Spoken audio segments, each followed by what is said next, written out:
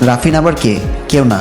শুভকে যদি বলি আমি রাফিনকে একসময় ভালোবাসতাম তাহলে ও হয়তো কষ্ট পাবে, তাই বললাম না। তাছাড়া রাফিনের সাথে তো আমার কখনো রিলেশন ছিল না, বলারই বা কি আছে, না বলাটাই ভালো। শুভ বলল, রাফিনকে? তুমি তো এইমাত্র বললে রাফিন। সে যদি কিছু না বলে সোজা গিয়ে শুভকে জড়িয়ে ধরলো। আমি জানি ওর আর রাফিনের কথা মন থাকবে না।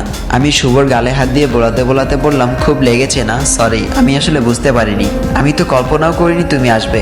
আমি তো বললাম তখন তোমাকে, তুমি তো বললে যে যাবে না। শুভ বলল, আসলে তোমাকে ছেড়ে একা থাকতে ইচ্ছা করছিল না তাই। আর বাবা মা তো এমনিতেই আসতো, ওরা একবার বললো তাই আর এই সুযোগ হাতছাড়া করলাম না, চলে আসলাম। সে যদি একটা কথা বলি? হ্যাঁ বলো, তুমি সত্যিই ভালোবাসো তো আমাকে? সে যদি বলল, বোঝো না? শুভ বলল, হ্যাঁ বুঝি, তবুও কেন জানি না খুব ভয় লাগে। সে যদি বলল, কিসের ভয়? শুভ বলল, তোমাকে হারানোর ভয়। আসলে অনেক কষ্ট করে পেয়েছি তোমাকে, পারলে তোমাকে বুকের ভেতর রেখে দিতাম। সে যদি বলল, জি স্যার বুঝলাম, এখন চলুন নিচে, সবাই অপেক্ষা করছে, চলুন। শুভ বলল, ঠিক আছে চলো।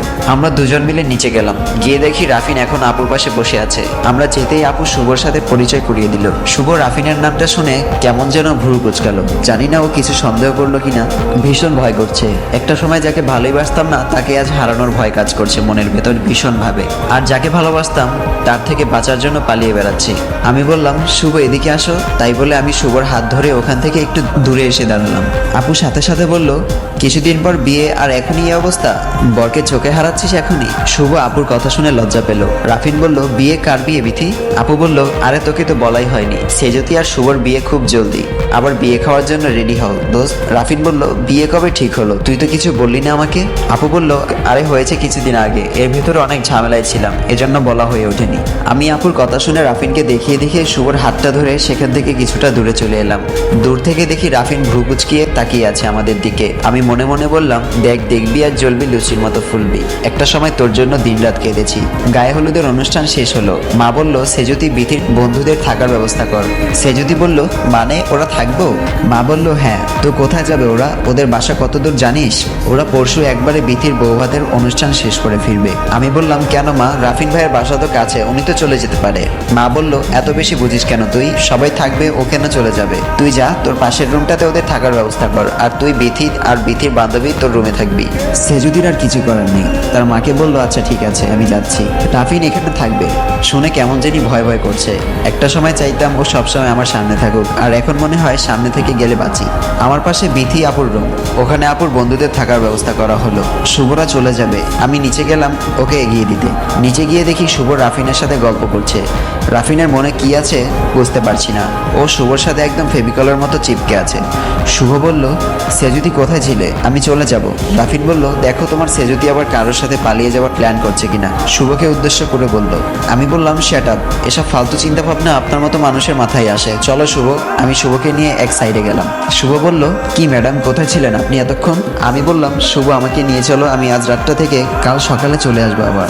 শুভ বলল, কেন? সেজুতি বলল, তোমাকে ছাড়া থাকতে ইচ্ছা করছে না। আসলে রাফিন আমাদের বাসায় থাকবে, আমার ভয় করছে ও আবার যদি কিছু করে। এই বিয়ে বাড়িতে কাকে কি বলবো আমি? আমরা দুজন কথা বলছি, সাথে সাথে মা চলে এলো। শুভ বলল, মা আমি সেজুতিকে নিয়ে যাব, ও কাল সকালে চলে আসবে। শুভ আমার মাকে মা বলে ডাকে। মা বলল, সেজুতি একটু শোন। আমি বললাম, হ্যাঁ মা আসছি। মা আমাকে এক সাইডে নিয়ে গেল। মা বলল, সেজুতি তোর কি মাথা খারাপ হয়েছে? কিছুদিন পর তোর আর শুভর বিয়ে, আর বিয়ের আগে শ্বশুর বাড়ি যাবি, মানুষ কি বলবে? তুই শুভকে বারণ করে দে, তাছাড়া বিয়ে বাড়ি কত কাজ জানিস। আমি বললাম, কিন্তু মা। মা বলল, কোনো কিন্তু না, তুই এখনই শুভকে বুঝিয়ে বল, ও বুঝবে। আর ভালোভাবে বলবি যাতে ও কষ্ট না পায়, এমনিতে ছেলেটা অসুস্থ। আমি মাকে কিছু বলতে লাগলাম। মা বলল, আবার মামা করিস না, তোকে যা বলছি তাই কর।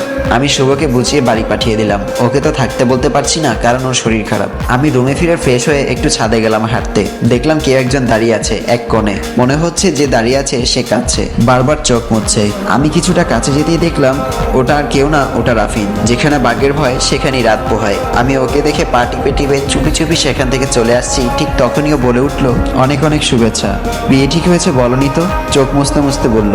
আমি বললাম, কে আপনি যে আপনাকে বলতে হবে? শুভ আমাকে ভালোবাসে, আর আমিও। রাফিন বলল, ফেসবুকে আমাকে ব্লগ দিয়েছিলে এই জন্য? সে যদি বলল, সেটা আমার একান্তে ব্যক্তিগত ব্যাপার। কথাটা বলে আমি সেখান থেকে চলে আসছি। ঠিক তখনই রাফিন এসে আমাকে জড়িয়ে ধরে হাওয়া করে কাঁদতে লাগলো। আমি যেন আকাশ থেকে পড়লাম একেবারে। ও ওর মতো একটা মানুষের চোখেও পানি আসতে পারে এটা ভেবে। রাফিন বলল, সেজুতি আমি তোমাকে ভালোবাসি। আমি বললাম, ছাড়ুন বলছি, আমাকে ছাড়ুন। আপনার মতো একটা শয়তানের মুখে ভালোবাসি কথাটা শোভা পায় না। আর তাছাড়া আমি শুভকে ভালোবাসি। আমি ওকে ধাক্কা দিয়ে ছড়িয়ে দিয়ে চলে যাচ্ছি। রাফিন বলল, দাঁড়াও সেজুতি, কিছু কথা ছিল তোমার সাথে। আমি বললাম, আপনার মতো মানুষের কথা শোনার মতো কোনো সময় নেই। রাফিন বলল, প্লিজ সেজুতি, একটা সময় আমরা তো খুব ভালো বন্ধু ছিলাম, তার জন্য হলেও আর তুমি 5টা মিনিট আমাকে দাও, একটু শোনো আমার কথাগুলো। আমি বললাম, ঠিক আছে বলুন। রাফিন বলল, তুমি কি ভাবতে সেজুতি, আমি তোমাকে ভালোবাসতাম না? আসলে তুমি তখন খুব ছোট ছিলে, সেজন্য আমি কখনো আমার ভালোবাসার কথা প্রকাশ করিনি, যাতে তোমার পড়াশোনা নষ্ট না হয়। আমি তোমাদের বাসায় বারবার আসতাম শুধু তোমাকে একটাবার দেখার জন্য। বিটি তো বাহানা ছিল মাত্র। তুমি আমাকে আড়াল থেকে লুকিয়ে লুকিয়ে দেখতে, আমি সেটা সবসময় লক্ষ্য করতাম। এমনকি আমি বিদেশ যাবার দিনও তোমাকে একটাবার দেখার জন্য তোমাদের বাড়িতে এসেছিলাম সকালে। এয়ারপোর্টে বন্ধুদের নিয়ে যাবার প্ল্যানিং করেছিলাম যাতে তুমিও যাও। আমি বিদেশ থেকে দিনের পর দিন তোমার খোঁজ রেখেছি। কত কষ্ট করে তোমাকে ফেসবুকে খুঁজে খুঁজে রিকোয়েস্ট দিয়েছিলাম জানো? আর ফেসবুকে যে মেয়েটার ছবি দিয়েছিলাম এটা আমার চাচাতো বোন। তোমাকে জ্বালানোর জন্য ছবিটা দিয়েছিলাম যাতে তুমি বলে ফেলো যে তুমি আমাকে ভালোবাসো। তোমাকে আমি তখনই বলতাম, কিন্তু তুমি তো ব্লক দিয়েছিলে আমাকে, আর তোমার কন্ট্যাক্ট নাম্বার ছিল না আমার কাছে। সেজুতি বলল, চুপ থাকুন, চুপ, অনেক হয়েছে, আর না। খুব সুন্দর মিথ্যা বলতে পারেন আপনি, খুব সুন্দর, যথেষ্ট হয়েছে, আর না। আর তুমি জানো শুভকে আমি। সেজুতি বলল, চুপ, আপনার মতো একটা মানুষের মুখে শুভর নামও উচ্চারণ করবেন না। রাফিন বলল, কিন্তু সেজুতি। আমি রাফিনের কোনো কথাই শুনলাম না, না শুনে সেখান থেকে চলে